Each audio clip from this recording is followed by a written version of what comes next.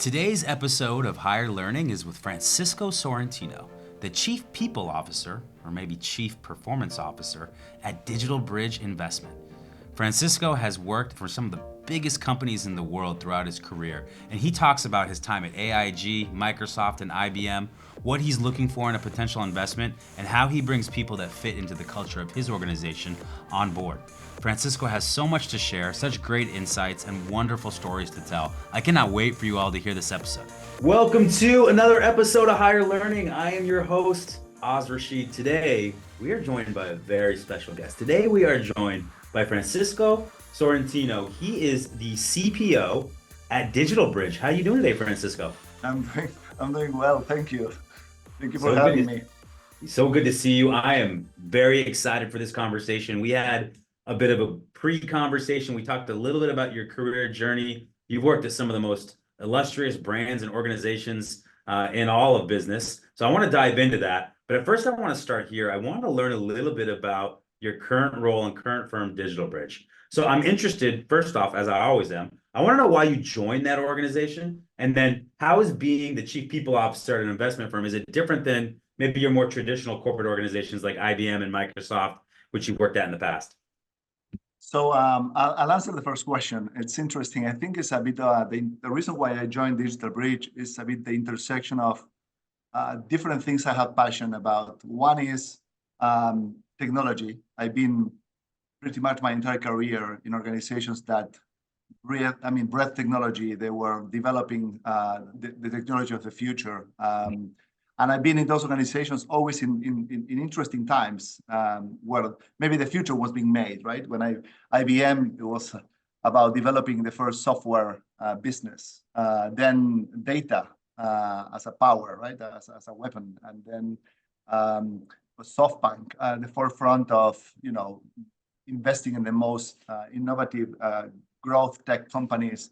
And now DigitalBridge is in this interesting intersection between AI and the incredible opportunity we have in front of us with AI, and also all the challenges that AI presents. And one of them, for instance, is power and how you supply power to really feed all this AI development.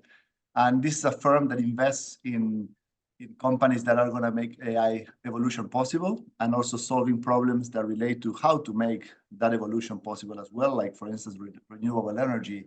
So the company is positioned in an incredible moment in time, and sometimes, you have to be in the right place at the right time. I think DigitalBridge is one of those companies. This is a company that is about to scale, or is scaling very rapidly, and then is more than ever paying attention to people and processes and transformation issues, which is something that is obviously my passion. And I think the culture of this company is amazing. It's very entrepreneurial. Very little friction when you compare this to a corporate environment. And I had the opportunity to build a team that is fit for purpose from zero, right? So all those things make this opportunity truly amazing. Yeah, I think a couple of things that stand out to me about your answer is, number one, entrepreneurship and being successful in entrepreneurship. Obviously, you got to have an idea. Those are a dime a dozen. Okay. The ability to execute and take it to market is the next step, and where a lot of people make a lot of success. But I think one of the things that we undervalue is timing and market, right? And if you look at, where technology, from early adopters to it becoming, used in a way that is day to day and tactical, and the bridge in between those two things, a lot of times technology has been in advance of when consumers were ready for it. I would say that the reason that we're having this moment in AI versus, say, blockchain and metaverse and some of these other virtual reality technologies that have been talked about for the last 5-10 years, the reason AI ultimately is having this moment is because of ChatGPT. The fact that we could put it in customers' hands, they could play with it, ask it questions, get different results than they were used to with a Google search, and then try to figure out all these different applications. That's essentially what has informed, right, all of these businesses, all of these early adopters to start to see the AI gold rush and what's going on right now. And it's been being built into technologies for a long time. But the timing now makes more sense because consumers seem to have a bigger appetite for it, be more ready for it. Whereas blockchain and metaverse and virtual reality and all these things that we've had the technology for a long time, they haven't had that same moment. So I find that to be very interesting. Now, I got to ask, did the DigitalBridge always have an emphasis on AI, or has this been something that has been kind of a renewed focus over the last couple of years with the prevalence of AI and what's going on? So DigitalBridge is a company that is being for more than a decade investing in what is called digital infrastructure, data centers, towers, cell towers, fiber, and obviously that it was an enabler for cloud as well, and for all the utilization of the connectivity that comes out of that environment. And now, obviously, the next frontier is the data centers are at the core of what is the growth of AI. All the processing power that is being built, the grid that is required to transfer that power, from the data centers to the edge, to the different, how we say it, to cars, to mobile devices, to factory robots, etc. Right? So all that is being built at the moment. And AI, what AI is doing is exponentially growing the amount of data that is required, because the workloads are more and more complex every time. And for that, you need much bigger capacity for processing. You need to transmit faster. You need less latency. There's a number of things that everything that relates to autonomous cars, for instance, as an example, requires a level of proximity to ensure that you have real-time effectiveness, because a microsecond can make a difference between crashing and not crashing, right? So there's so much that is going to be built on the back of having AI. AI presents this opportunity that right now I think we are just scratching the surface a little bit in terms of what is the real potential. There's some things we can see, but many things we can't. So we have been investing in these assets for a long time now. Data centers, you would say, is the star of this show, but also you need, as I said, the mobile towers and the technology that you need to transmit to the edge, and from the edge to the devices is also part of the areas in which we invest. So that's really why this company is so connected to AI, because it's enabling AI development and growth. Couple of things. So like the technology sector in general is somewhat down. I know a lot of people are seeing a lot of layoffs, but that is not the case specifically on the hardware side. When you look at NVIDIA, when you look at the ability to house these GPUs and to be able to handle all this mass information and move at speeds previously unseen, that part of the technology sector is booming. When I look at AI in particular, it's funny because we started building our hiring experience software probably about 3 or 4 years ago. And the premise of it has always remained the same. But what I really believed when I was looking at that future roadmap is that AI was a good 3, 4 years down the road and would be super expensive, and that we would have to like enable it as time went on. And as soon as obviously things started to break over the last 18 months and it started to democratize the availability of AI, it changed everything. Your feature roadmap goes out the window. You want to stick to your core differentiation, but now you have to be thinking about how generative AI enables and empowers that. And it's par for the course. Like, you have to make sure that you're building things that are AI capable using some of these open source large language models. But also what we've been trying to do is build our own moat, build our own closed large language model that has our data, that takes external data and allows for better outcomes. So it's really exciting time. I think the biggest thing is there's such an uncertainty of it. Where is this going? How fast is it going to go? What is it going to mean? What is it going to mean to technology companies? I'm hearing a lot about how, solopreneurs are going to like develop and be able to build world-class technology with very little resources needed outside of themselves and a computer. How fast is that going to take over? Is that ever going to be the case? I mean, there's just so much going on right now. It's one of the more exciting times I can remember from a technology perspective. And listen, I think it's the most exciting time. I think it's the most exciting time. For and sure. I'll tell you one thing that I don't know if you thought about this, but I find it fascinating. Like in no other times, what I think is beautiful about AI is that if you think about it, the demand is a bit of ahead of the supply in a way, because what it has happened, some people like, the people from ChatGPT, but there's others too, they have made this technology that is extremely complex. They made it available and understandable and comprehensible to the masses. And these masses are playing with it. We're all playing with it. We're experimenting. Some people going super deep. Some people just using it to, prove an essay or to develop the basis of an essay. But everybody's playing with it And I think a lot of where the AI is going is going to be a bit dictated by this demand that is brewing. As you play with it, you start coming up with new ideas on how AI can be useful to you. And you have 8 billion people playing in the planet with AI right now. And I think a lot of where the money is going to go, where people want the money to go. So in a way, it is already democratized to the point that maybe dictates a little bit where AI should be going. Now, from a defense point of view, from a financial, how it's going to support governments and financial institutions, and obviously there's big users out there, but there's never been so many people ready to engage with AI. With any other technology, the adoption has been very slow.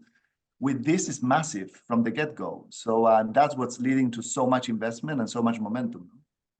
Yeah, I mean, I think the only innovation that we could have even paralleled to it, I think the three biggest innovations of the last 25 years are going to be the internet, cloud technology, and then obviously moving into AI. The internet is the only one I can think of where it's this thing where, but I think even the internet, the technology wasn't mature enough for us to really understand the impact of what's happening. I've never seen something where we all know how big a deal this is, and yet it seems like everybody is scrambling on how to use it. And a lot of people will sound smart and talk like, but I work with a lot of organizations. Most of them, 95%, have zero idea what to do with AI other than knowing that they need to use That's it true. and it needs to be a competitive advantage. I've seen consulting firms, I have close friends at these Yeah. partners. They're building these AI practices to go help these clients who have a demand and they're saying, help me with AI. They don't really know what they're doing either. They're There is a trying bit to, of I mean, FOMO, right? There's yeah, a of bit of course. FOMO There's there. some we can't not have an AI practice. We can't be doing something AI. That's a sure way to look like you don't know what you're talking about, what you're doing, and yet nobody really knows how to apply it properly. I've seen some companies obviously building out their own large language models on the internet, on their own intranet. I've seen companies build it into their workflows. But my goodness, like the day-to-day application of it is really, like you said, the demand has really outpaced the ideas of how to leverage it properly. Now, this will change over time. And a lot of it is going to be some of this exciting technology that's being built is going to, like you said, inform the curve of what gets focused on, what gets prioritized, what demands money. So it feels like the Wild Wild West. I'm excited to play a little part in it I'm excited to be part of it. I'm much rather be, here with my pickaxe in San Francisco in 1849 than I would be sitting on the sideline. But gosh, there's a lot of uncertainty with it and a lot to That's come. right. There Yeah. is a bit of a gold rush a parallel as well. I agree with you. Yeah. It feels a bit that way. Someone's gonna figure this out. Many are gonna figure this out, and I want to be part of that way. But also, I want to keep learning because I just think there's so much possibility to come with it. I want to go back to how it's different to work at the investment firm. Now, you are a CPO, which typically Yes. means Chief People Officer, but you told me that it means Chief Performance Officer for you. Can you elaborate on that for me, Francisco? Yeah, it's funny. And that's the way so when I was introduced to the board, um, Mark Gansi, who's the CEO and co-founder of this firm, was introducing me as the chief people officer. And I almost instinctively said, well, really, we should change the P for performance. And everybody loved it and they wanted to do it, right? And I said, no, let's stick to people because it's a bit pretentious. I don't want to set the wrong expectation. But the truth is, I do think this role has the potential to be impactful and should be impactful way beyond people. So when you think about my role at DigitalBridge, given where is the firm in terms of scale, in terms of maturity, in terms of ready to scale, I think you need to help the organization grow. You need to make sure the organization is ready in every dimension, right? So there's no problem that really doesn't belong to you let me put it this way. If it is a process problem, it's my problem. If there is a technology problem, if our investors cannot invest because their experience with the technology is bad, it's my problem. If the LPs cannot access the right data or have demands that we cannot meet because they need different sophistication, it's my problem. If we are offering, an employee experience that is very different country to country, office to office, it's my problem, right? If we have a marketing issue because we go to the market or conferences not with the right intention, not with the right focus, is my problem. So everything that this company doesn't do well is in a way my problem. It's the CEO's problem, and he needs to worry about it. My job is to fix it. So I cannot just worry about it, right? So one of us can just worry about it, one of us needs to fix it, right? So, and the idea is to bring on board the people that can really fix these problems or can help us I'm not saying we're doing poorly or we have issues in all these places. In some places, we have marginal improvements to make. In some places, like in HR, for instance, I think we were very delayed. And we are now catching up very quickly with the 22nd century, right? So thinking, for instance, on how to introduce AI were applicable. But more importantly, 100% focus on employee experience, right? Employees are customers for us. And when you think about that, it's everything that needs to go well for employees to have a flawless experience. But anyways, we've been focusing on attracting the right talent, building the right structure for the organization, thinking about how we want to look like when we grow up, and investing heavily on transformation resources, on technology resources, systems, etc. So I work very closely with the COO, very closely with the CTO, and we are really a team of three. And there's very few things we can do by ourselves, really, because we have a lot of interdependency. So that's why the concept of performance comes from. Here's why I love it, and here's how I kind of frame it in my head as you say it. People are at the center of everything we do at every business. I famously say, or not very famously, but in my relative group of people who listen to me talk, we're all financial services, retail, automotive. Those are all people-based companies, right? It's people who build the tractors, that build the cars, that build the process. And so when you say that there's a problem with the process, there's usually one of two issues. Either the person who created the process was wrong, or there's some sort of human impediment in the process that's causing a problem. Same thing with technology. We had people build the technology. That's what it'll be, at least for the foreseeable future, I think, right? Or there's some sort of man-made issue or flaw that we didn't see. So when it comes to people, they are the reason our businesses perform or not. And these other things are somewhat outputs or ancillary to what they're doing. And so, yeah, of course, you are worried about the performance of the entire business. And if you've got to empower people, put the right things in place for people to do their best work and their productivity, then your hands are all across that organization in terms of its success or failure. And that's why I love that framing. And if you don't mind, I might steal it. I might say, hey, listen, I'm the chief performance officer in MSH. Go ahead. It's all about sharing. We are in a sharing economy and a sharing society. So sure. I love it. So listen, I want to go back through your career a little bit. I know you've worked for many, like we talked about, well-recognized brands and organizations. They're known for innovation, known for great talent. I want to go through four of them. I want to ask you what you took away from each culture that has maybe informed your core philosophy on culture or how you show up as a leader. Okay, so let's start here. IBM. What'd you take away from IBM? So IBM, I would say, was my university in a way. And I think it was management, leadership, and respect. I think was there was one value I remember at IBM. That was the one that stuck with me, and it's the most important one in my opinion, which is personal accountability on every relationship. That means relationship with the coworkers, vendors, clients, partners, etc. Right? So and you could breathe that at IBM. There was a level of commitment to transparency, commitment to professionalism, and there were no shortcuts. So go the long way, and it's the right way. And everybody was doing that. And for me, it was an amazing learning early in my career, because then what I had to do is to learn how to go faster, but I knew how to do it in the right way. And I think that was the biggest learning. You built a lot of the foundational principles that made you who you are at IBM. And it's funny because that first career choice or early in our career, those companies can make us or break us in terms of the way we see corporate America, the way we see people, how we value things. Sounds like IBM was a great place for you to kind of kick off. It was amazing. What about Microsoft? Microsoft, it was about challenging the status quo. When Satya Nadella joined us he was at Microsoft. He's a long timer. But when he took the job of the CEO, he truly transformed the company. But he challenged every principle. He truly transformed the culture from a know-it-all to learn-it-all. And it's very easy to say. It could be even put in a bumper sticker. But I can tell you, doing it is really, really hard. And for me, it taught me the value of consistency. And I think the way you change an organization, you change a culture, or you build a culture, and you sustain it, is about consistency. So you have to be consistent to what you say and do it day after day.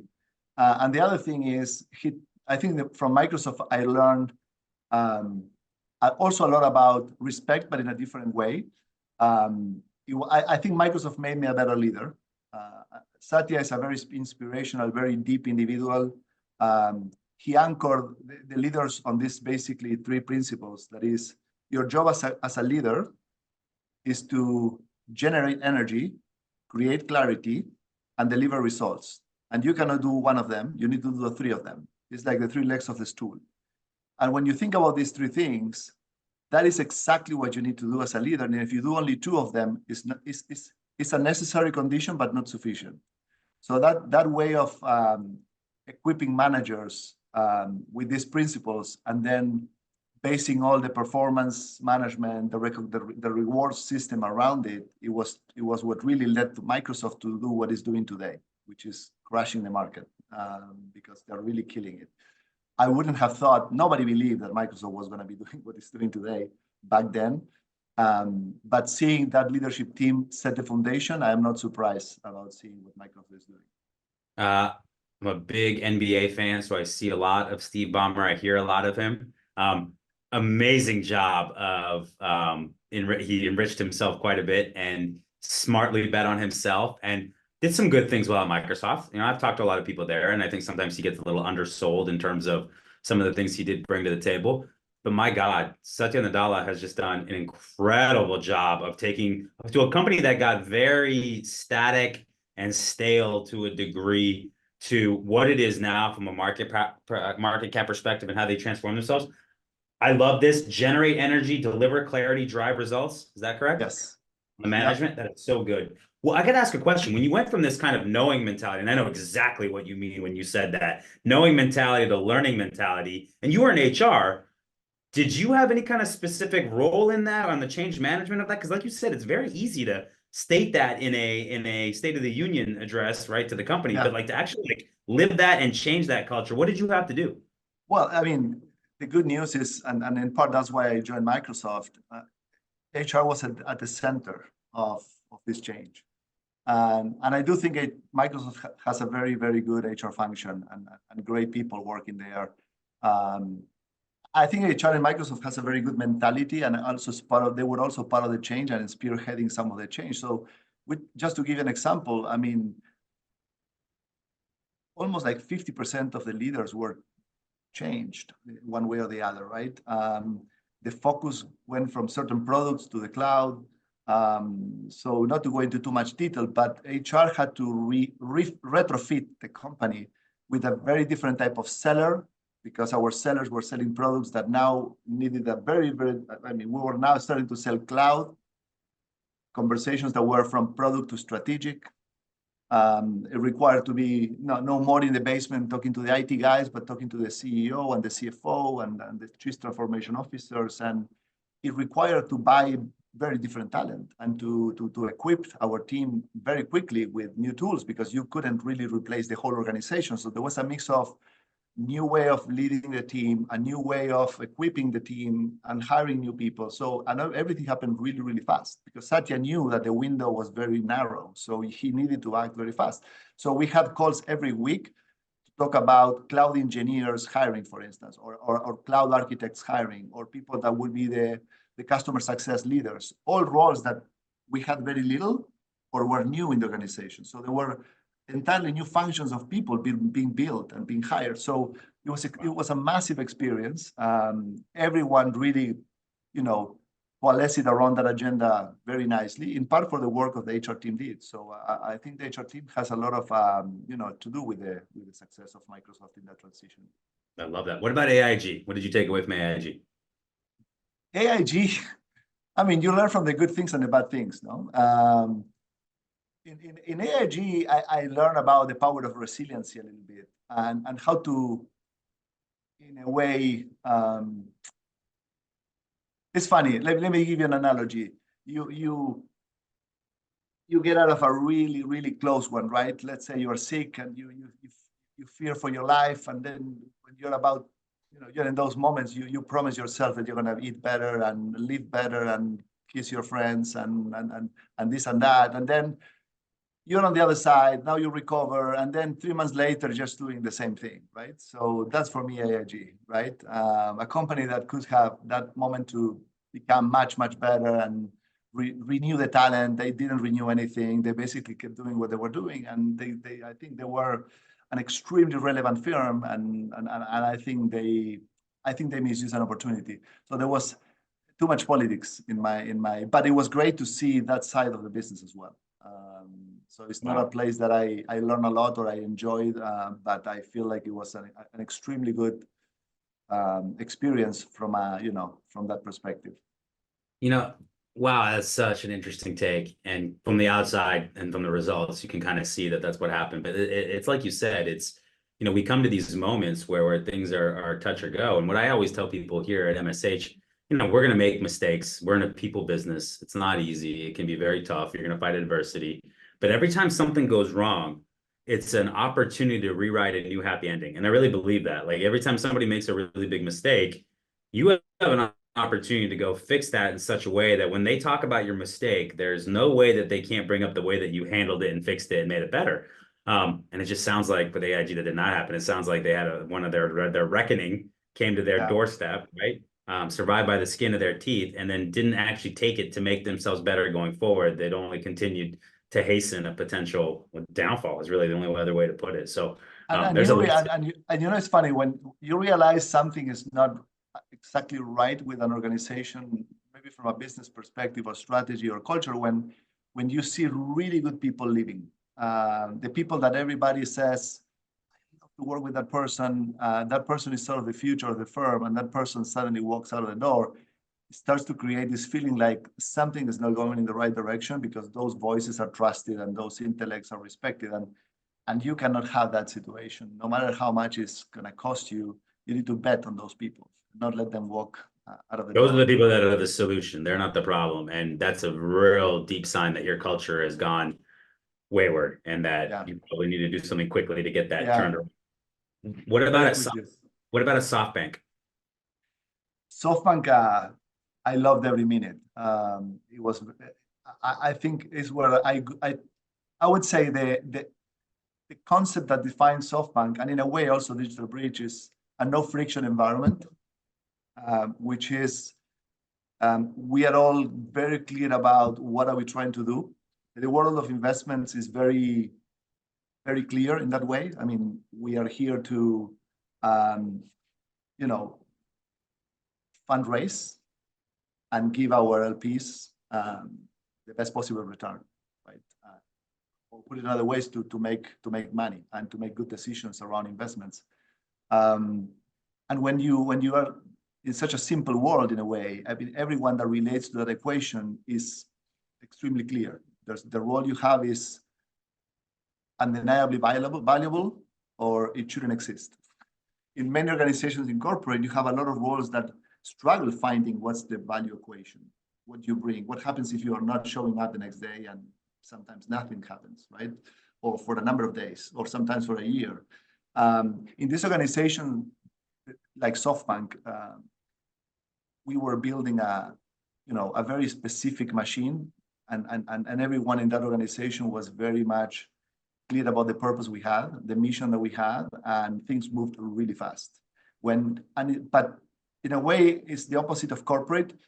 Your area of incompetence is very visible, and your area of competence is very visible, because it's one conversation, one purpose, and either you have something to contribute or not.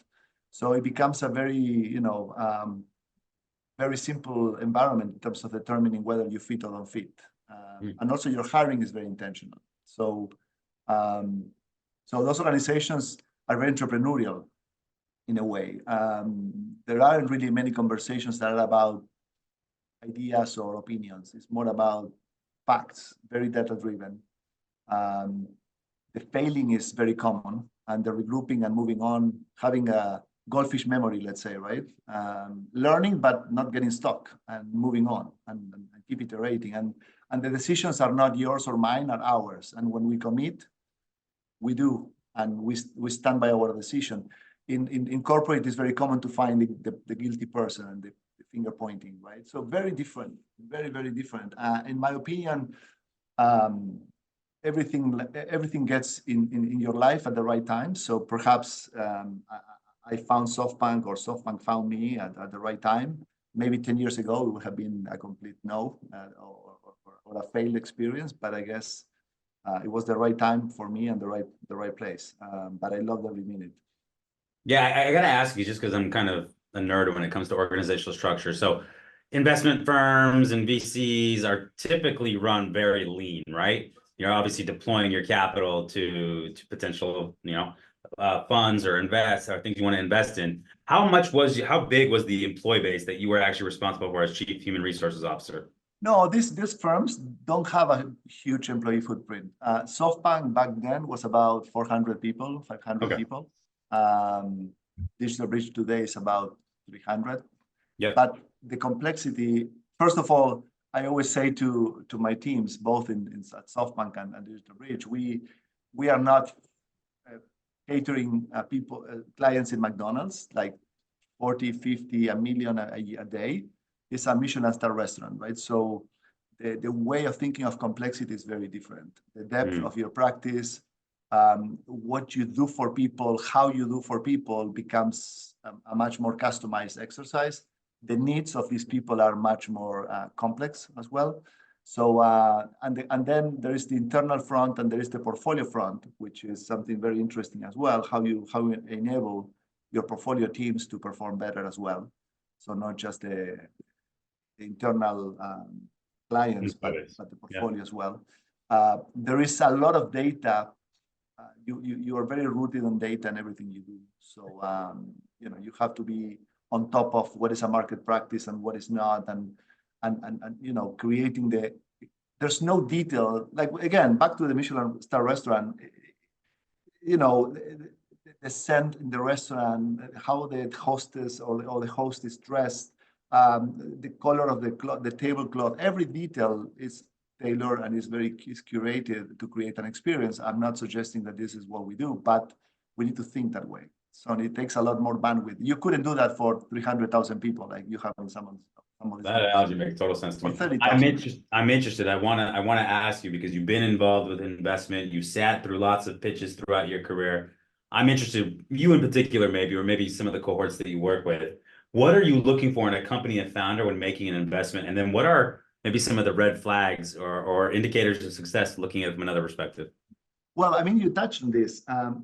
It's funny enough, the team, it was the number one thing. And it's not, and I think, remember that when I started my journey with SoftBank, it was kind of the beginning of the hype of this venture capital investment. So there was a lot of money being thrown at people, and there was very little time to sometimes analyze the investment per se and due diligence on the teams. And we started looking into, we need to spend more time on the teams. We need to really understand who these guys are. We need to really get to hear more detail about their plans.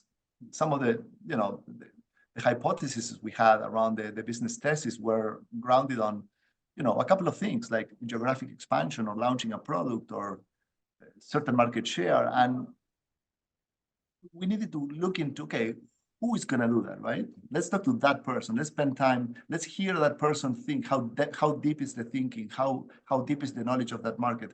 And every investment, we realized was going to break or make based on the people that we were talking to. Because the people we're going to talk to are the people that were going to manage the investment for the next 5 years, for sure. There was no plan to we were not investing to re-engineer the team or to replace people. That is the team that is going to take us from 5 million to 500 million. Is that possible? Are they really going to do that? So it all becomes about the trust and the confidence that you get to develop on the team during that process, no? I love that. And I've heard that from everybody, that the founder, the team that they have in place, their knowledge of what they're doing. Maybe I'm making too big of a leap here, but like, does that give in both SoftBank and a DigitalBridge, does that give HR, people operations, a little bit more of a outsized influence or point of view? And what I mean by that is the ability to read people and understand people and get the most out of people and maximize people is something that is very inherent to making sound investments, as well as hiring and developing and retaining people. Do they make that correlation at all? Do you see that correlation, or am I totally coming out of left field? Yeah, I would say it's an opportunity that we certainly embraced at SoftBank, and we are embracing at DigitalBridge. Now, the funny thing is, the fact that it's a people matter doesn't mean necessarily it's an HR matter, because many HR organizations are not very well equipped with people that is intuitive, or they can read people, or they know what good looks like. So Yeah. this is the problem when you are underinvest in HR. HR cannot play that role. But if you overinvest, which I think is the right thing to do in HR, you get people that give you the edge, right? Because right now, when I'm thinking about DigitalBridge, for example, the investors are not HR people, but they're super smart, and they know people, and they can read people. And for instance, and Mark, the CEO, is an extremely intuitive guy. I mean, I can tell you, I mean, it's impressive. Now, they may not have the method, they may not have the process acumen that a person in HR has, but these guys are extremely insightful when it comes to talent, and they know the field of expertise. So when you combine that with a good HR function that, you know, can weaponize all that by establishing a good process, a good partnership with them, is much better than having just a good HR function or just a good people, because it's that capability augmented multiple times. So, but we need to make sure that we find the way to do it is scalable, right? Doing it once is not going to make it. You have to do it 10 times, 100 times, and have a method and have a practice, that's what I'm trying to build with the team. Yeah. I think we got a new tagline a recipe. A recipe. Chef Francisco over here. I think we Yeah. got a great tagline here. Great people helping you get and build more great people. That's what a good HR organization does. I love that. I love it. All right. We got to pay the bills here. So we want to talk about hiring. I know that you have evaluated investors throughout your career, or investment opportunities throughout your career. You've helped build these organizations. You've been in some of the biggest brands. So I want to start here. Do you personally have a core hiring philosophy for anyone that you want to bring into your team or bring into your organization? Yeah, I mean, deep into my practice, if I need to find a pattern, because you interview people perhaps in different stages in life, in career, right? So for different reasons, purposes. But I look for clarity. I look for clarity, and that's my pattern. I realize that I need to understand how clearly the person is thinking about opportunity at the end of the day. How much of a self-awareness there is in terms of why this is a good match, how well the person understands the opportunity, their traits, and how this marriage between what you can bring to the table and what the organization is trying to do. So that clarity for me is fundamental, because I can test and ask questions about the past, and you're going to tell me you did amazing things, and I can ask you about skills, and of course you have amazing skills. And the premise in my mind is I don't talk to people that is not extraordinary. I mean, I'm already talking to if I'm talking to someone, that someone is really good. So I'm not trying to test if you're good or bad. I'm trying to understand why this is a good idea. And most of the time, I realize that it's easier for me to help somebody hire themselves than me thinking I'm hiring someone. Because at the end of the day, you're not hiring, you are helping someone make a good decision. And that decision can be, I'm going to drop this, right? So winning not always is hiring the person. Winning is sometimes, parting ways at the right time in the process. I love that. I love that, because I think what we forget a lot of times, it's always the organization hiring the individual. The individual is making a commitment and decision most of the time, a much bigger one. Yes. As the company, and them understanding what their why. It does you no good to paint something that it's not, to get somebody in the door only to have them be unsatisfied or unfulfilled in the role. Yeah. I think that is really, really good advice. Let me jump to this question then. What do you do to convey what it's going to be like to work at SoftBank or DigitalBridge? I have to imagine these are high performance, data driven type environments that take a special type of person to be successful there. How do you convey that, right, in the interview, so they're not just looking at the name on the door, but they're understanding what it's like to work at the company and assess if that's the right fit for them? Well, in a way, it's all about the right storytelling. And like any story, you have to have a cohesive approach to it. And some people may be more interested in jumping straight to the end. Some people may want to, stay more time in the introduction. But at the end of the day, you need to talk about, from outside in, let's say, right? So why this business is not just viable, but very promising, right? What's happening in the landscape, right? Some people need more information about that. Some people are already very well informed.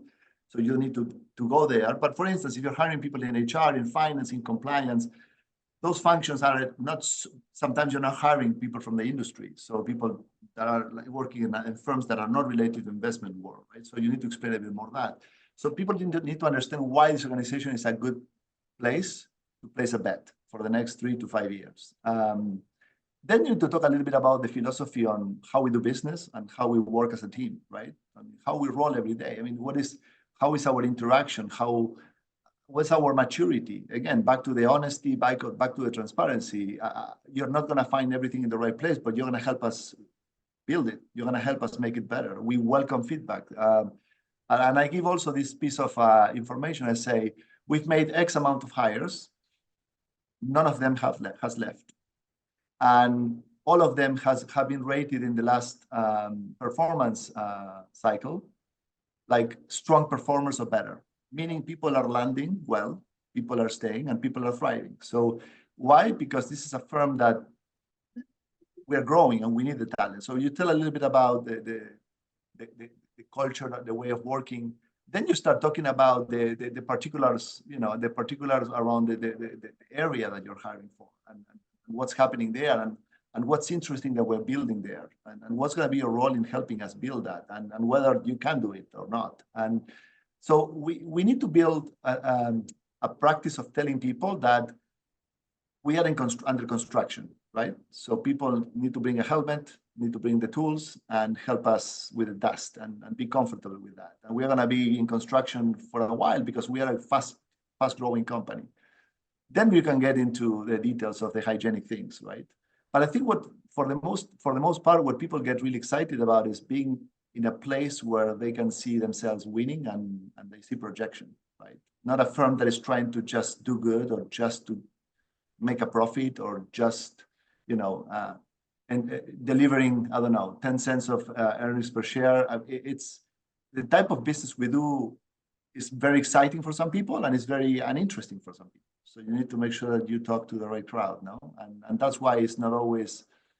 And the other thing I would say is important is to have partners that help you tell your story in a way that is true to how we think is the story should be told. Like sometimes agencies or headhunting firms, search firms, they're just not equipped with the right storytelling, and you don't have the right, marketing, and you find people in your interviews that shouldn't be here in this conversation, right? So I think getting that right is very important as well. You just teed me up. And so I talk to our I saw your customers all face. the time. I saw you were I get prepared. excited because you get it, right, Francisco? And that doesn't happen that often. So I just thought, yeah, I'm definitely excited about it. But we talk to clients all the time. And then some of them work with 10 vendors, right? And if you're working with 10 vendors, then it's likely that there's 10 different messages about your company going out into the market, right? And if you're a company of any type of size, especially in your home community, that's going to impact their interaction with those recruiters at the end of the day are going to impact how people view your company, good or bad. And if they're not an extended wing of your organization, if they don't know your organization like your people do, then you're doing yourself a real disservice. And now some will say, well, that's why it's better to internalize. There's a lot of flaws and issues with that as well. You have to have the right partner is what it really comes down to. And I've always said, and I think you're going to agree with me on this, I actually look at talent acquisition as marketing, right? I've said this before, but you're taking a great company and role and marketing it out to the world to get them excited to want to be part of it. And then when you have the right candidate, you're marketing it back to the hiring team and saying, this is why I think this person's a great fit.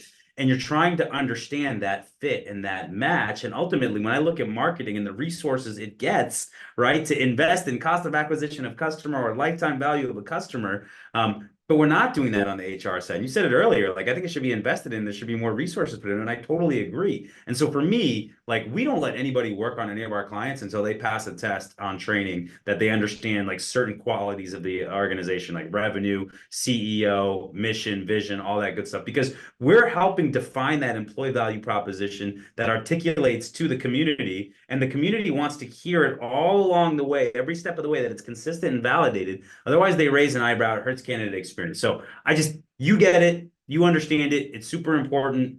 I wish others did, one person at a time. I might have to bring them all onto the pod, but that is a really, really important way to look at things. And I'm so glad you said it. I want to ask you this.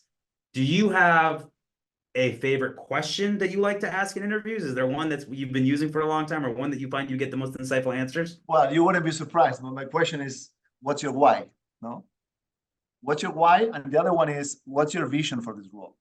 Mm, And these two questions can unpack a lot of things, but most importantly, unpack the lack or the existence of clarity, right? mm, Because there aren't really many ways you can answer the why. The why is authentic, right? So it's why you think it's a good idea, and how you answer that question gives a lot of information, and also the vision. So, okay, you've talked to all these many people. What do you think you can do for us in this role? What's your vision? What would you like to do with this piece of land, right, that we give you?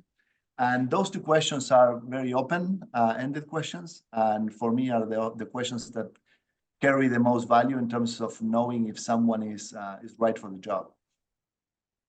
mm. All right, well, let's play the game. What's your why, Francisco? My wife for DigitalBridge. For why you do the work you do? Well, I do the work I do because I think there is so much opportunity for HR and the world of HR, and is so underutilized at the moment. And I feel like, one day at a time, I'm gonna make my contribution to put HR in a different place. I think the potential that is to be unpacked, to be untapped in this world of HR is massive, and I see it every day. So for me, you need to find the place where you can make your ideas flourish. The place that is obviously not surrounded by people trying to keep the status quo and try to maintain things as they are. But when you see an opportunity for transformation, the amount of work and impact that HR can make is huge. So I think it's.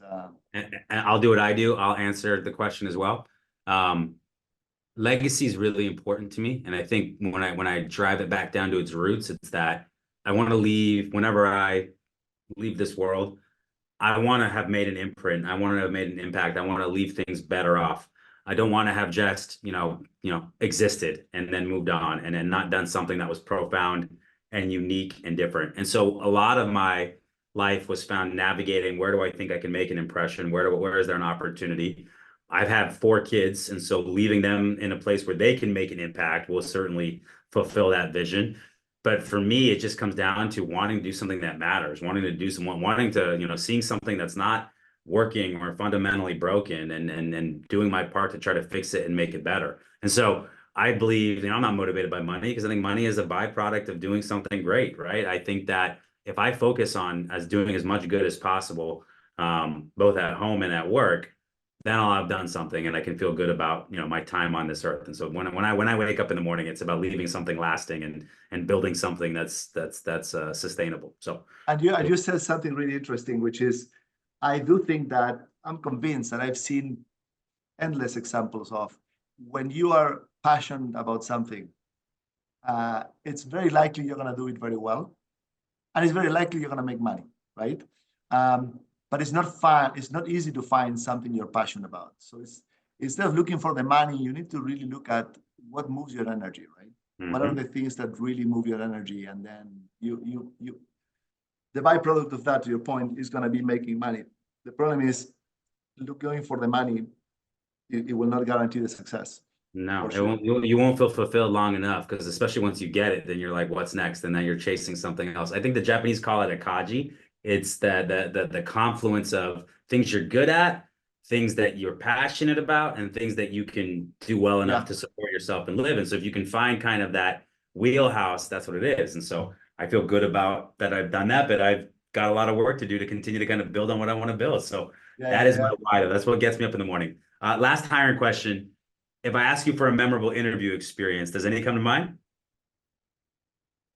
Well, in terms of me, I mean, to be honest, as an interviewer, I had many memorable, but no one particular that really I would say stand out as a crazy interview, as a memorable. As a candidate, I think my interview when I was meeting Marcelo Claure when I was joining SoftBank, it was probably one of the most. I remember being, I think it was midnight in a hotel.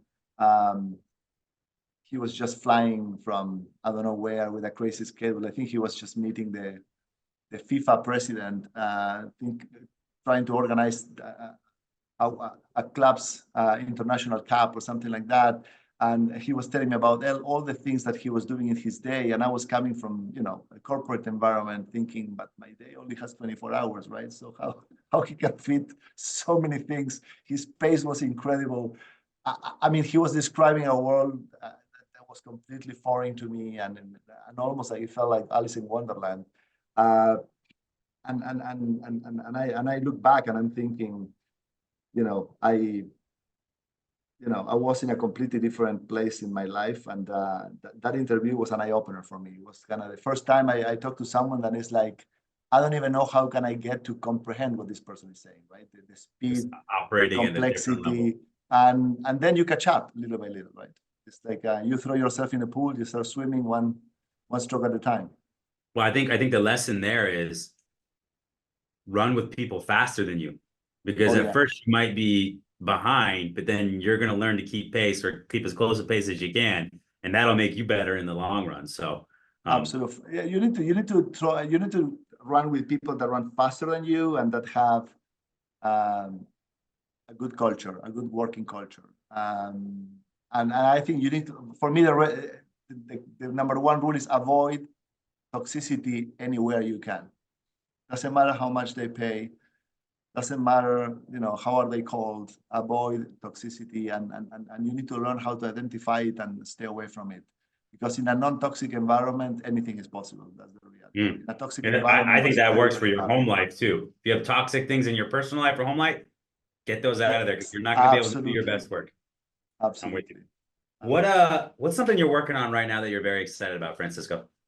Well, right now we are working on two things. One is as I told you, the employee experience is a philosophy, is a concept, that's something that's very important for us, but we're working on developing, that value proposition in a way that we can almost package it and make it happen. Like we're thinking about what are the moments of the truth, as we call it.